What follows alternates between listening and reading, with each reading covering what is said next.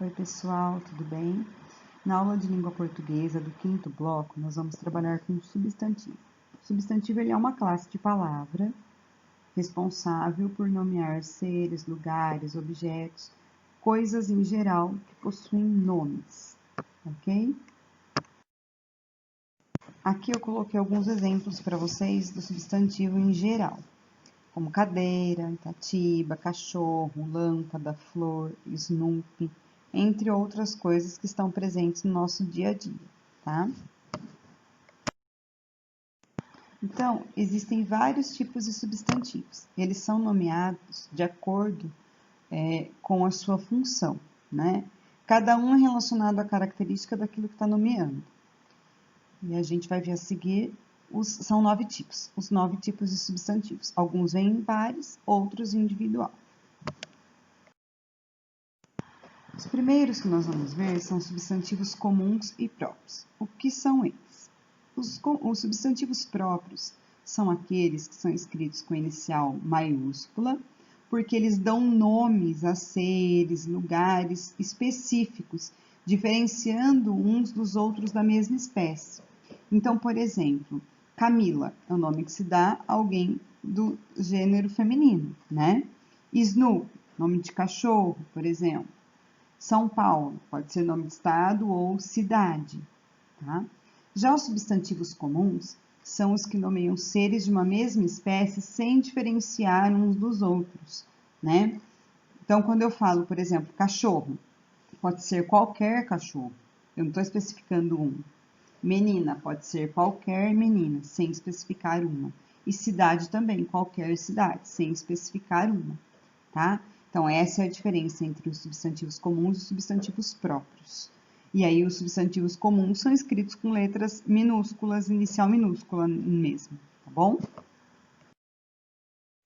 Então, temos outros dois tipos, que são substantivos concretos e abstratos.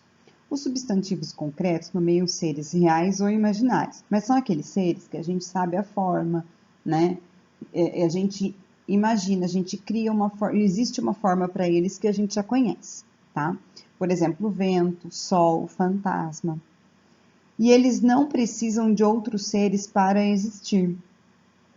Os substantivos abstratos nomeiam sentimentos, emoções, qualidades que dependem de outros seres para existir. Por exemplo, a alegria, o ódio, o amor depende de outro ser para existir e nós não sabemos a forma. Então, não existe uma forma para eles, tá bom? Outros dois tipos de substantivos são substantivos simples, que são aqueles formados por uma palavra só, flor, roupa, tempo, como eu coloquei aqui para vocês, e os substantivos compostos, que são formados por duas ou mais palavras. Às vezes eles vêm com o hífen, em outros casos vêm sem o hífen, as palavras ficam juntas, tá? Então, coloquei alguns exemplos aí. Beija-flor, guarda-roupa, são os tipos que usam hífen. Passatempo, girassol, são os tipos que não precisam de hífen, tá? Mas são palavras compostas por duas, né? Passa, tempo. São duas palavras juntas, certo? Agora vamos ver os substantivos primitivos e derivados. Qual é a diferença entre eles?